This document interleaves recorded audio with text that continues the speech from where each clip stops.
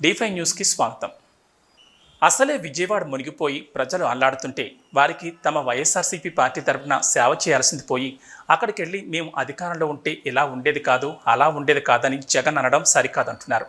అంత ప్రమాదకర వరద నీటిలోకి 74 ఏళ్ల వయసులో సీఎం హోదాలో చంద్రబాబు పడవల మీద చూసేందుకు వెళ్లారు. 5 ఏళ్లలో ఎప్పుడైనా మీరు ప్యాలెస్ వదిలి వచ్చారా అనే ప్రశ్నలు వినిపిస్తున్నాయి. ఇప్పుడు కూడా ఆయన వెళ్లారని మీరు వెళ్లారు కానీ లేకపోతే వెళ్ళి ఉండేవారా అంటున్నారు.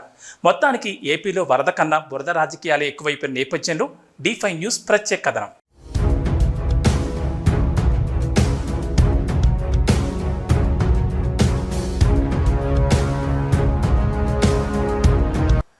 ఒక ఉపద్రవం అనుకోకుండా వచ్చింది. ప్రకృతి వైపరీత్యాలనేవి చెప్పిరావు. వచ్చిన తర్వాత జరిగిన నష్టాన్ని అంచనా వేయాలి, ప్రజలను కాపాడాలి, ప్రాణ నష్టం లేకుండా చూడాలి, వారికి పునరావాసం కల్పించాలి, షెల్టర్లు చూడాలి, ఆహారం అందించాలి, చంటిబిడ్డలకు కావాల్సినవి ఇవ్వాలి, మెడికల్ సపోర్ట్ చూడాలి, రాత్రిళ్ళు వారు పడుకోవడానికి దుప్పట్లు కంబళ్ళు అందించాలి, ఉదయం మళ్ళీ వారికి సమస్తం అందించాలి. ఇది ఎంత కష్టసాధ్యమైన విషయం.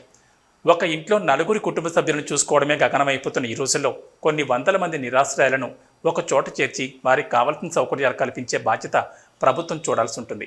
ఆ పనుల్లో ఆ విధి నిర్వహణలో తలమునకలై చంద్రబాబు నాయుడు ఉంటే తగుదనమ్మా అంటూ మాజీ సీఎం జగన్మోహన్ రెడ్డి వెళ్ళి ఇలా మాట్లాడడం సరికాదని అంటున్నారు. ఏపీలో వరద ప్రభావం తగ్గుముఖం పట్టింది. 4 రోజులుగా తీవ్ర ఇబ్బందులు పడుతున్న బాధితులకు ఇప్పుడిప్పుడే ఉపశమనం కలుగుతోంది. సహాయక చర్యలు చేపట్టే వారికి నెమ్మదిగా అడ్డంకులు తొలగుతున్నాయి. దీంతో వారు కూడా సహాయక చర్యల్లో వేగం పెంచారు. విజయవాడలో వరద ఉధృతి ఇంకా తగ్గని ప్రాంతాలకు డ్రోన్లు, హెలికాప్టర్ల సహాయంతో ఆహార పొట్లాలు, మంచినీరు సరఫరా చేస్తున్నారు. మరోవైపు బాధితుల సహాయార్థం పలువురు సినీ ప్రముఖులు, పలు స్వచ్ఛంద సంస్థల ప్రతినిధులు, పారిశ్రామికవేత్తలు భారీగా విరాళాలు ఇచ్చేందుకు ముందుకొస్తున్నారు. ఈ సమయంలో వరద బాధితులకు సహాయం అందించేందుకు, వారి సమస్యలు పరిష్కరించేందుకు అన్ని చర్యలు చేపట్టామని సీఎం చంద్రబాబు అన్నారు. ఈ మధ్యకాలంలో సీఎం చంద్రబాబు నాయుడు పాతకాలం నాటి సీఎంని మళ్లీ చూస్తారని పదే చెప్తున్నారు. అది నిజమైంది. వరద బాధితులకు సహాయ సహకారాలు అందించడంలో నిర్లక్ష్యం వహిస్తే కఠిన చర్యలు తప్పవని ఈ సందర్భంగా హెచ్చరించారు. ఈ కష్ట సమయంలో బాధితులకు అందరూ అండగా ఉండాలని కోరారు. ప్రభుత్వం తరపున చేయాల్సిందంతా చేస్తామని, ప్రజలు కూడా ఏ రకంగా సహాయం చేయగలిగితే అలా చేయమని కోరారు. అయితే ఎప్పుడు చంద్రబాబు హయాంలో వరదలు వచ్చినా ఆయన ప్రజల మద్దతు కోరడం సర్వసాధారణమైపోయిందనే విమర్శలు వైసీపీ నేతలు సంధిస్తున్నారు. ప్రజలు పన్నులు కట్టిన డబ్బులు ఉండగా అవి సరిపోవన్నట్లు వారి వద్ద ఉన్నది కూడా లాక్కునే ఏకైక సీఎం చంద్రబాబు దేశంలో ఒక్కరే అని విమర్శిస్తున్నారు. వరదలు మిగిల్చిన విషాదానికి స్పందించిన జూనియర్ ఎన్టీఆర్ 2 తెలుగు రాష్ట్రాలకు చెరో 50 లక్షల రూపాయలు చొప్పున ₹1 కోటి విరాళం ప్రకటించారు. సిద్ధు జొన్నలగడ్డ కూడా స్పందించారు. 2 తెలుగు రాష్ట్రాలకు కలిపి ₹30 లక్షల విరాళం ప్రకటించారు. ఇక యువ హీరో విశ్వక్షేణ్ ₹10 లక్షల ఇస్తున్నట్టు తెలిపారు. ఇదిలా ఉండగా ప్రధాని మోడీ కూడా వరద పరిస్థితిపై ఆరా తీశారు. తప్పకుండా తగిన సాయం అందిస్తామని తెలిపారు. అయితే కూటమి ప్రభుత్వంలో ఉన్న బీజేపీ మరింత చురుగ్గా స్పందించుంటే తెలుగు ప్రజల హృదయాల్లో స్థానం దక్కేదని అంటున్నారు. అవకాశాన్ని బీజేపీ అందిపుచ్చుకోవాలని సూచనలు చేస్తున్నారు. అయితే ఎంత చేసినా క్రెడిట్ అంతా చంద్రబాబుకే పోతుందని, మీడియా అంతా అట్టే ఉందని కొందరు నెటిజన్లు పేర్కొంటున్నారు. మోదీ చేసినా ఇక్కడ చెప్పేవారు లేరని, ఆ క్రెడిట్ అంతా చంద్రబాబు ఖాతాలో పడిపోతుందని అంటున్నారు. తెలుగు రాష్ట్రాల్లో పలు రైళ్లు రద్దయ్యాయి. విజయవాడ జంక్షన్గా రోజు కొన్ని వందల రైళ్లు ఇటువైపు ప్రయాణిస్తూ ఉంటాయి.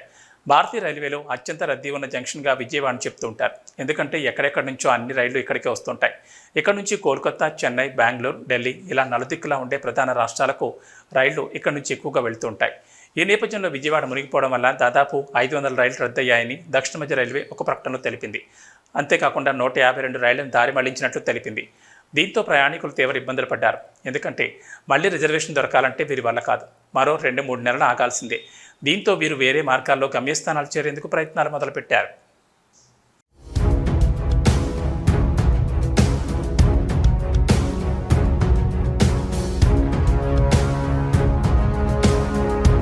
విజయవాడ వరద దెబ్బకి రాజకీయాలు తెరపైకొచ్చాయి. కూటమిని ఇబ్బంది పెట్టేలా వైసీపీ అన్ని అస్త్రాలను సంధించింది.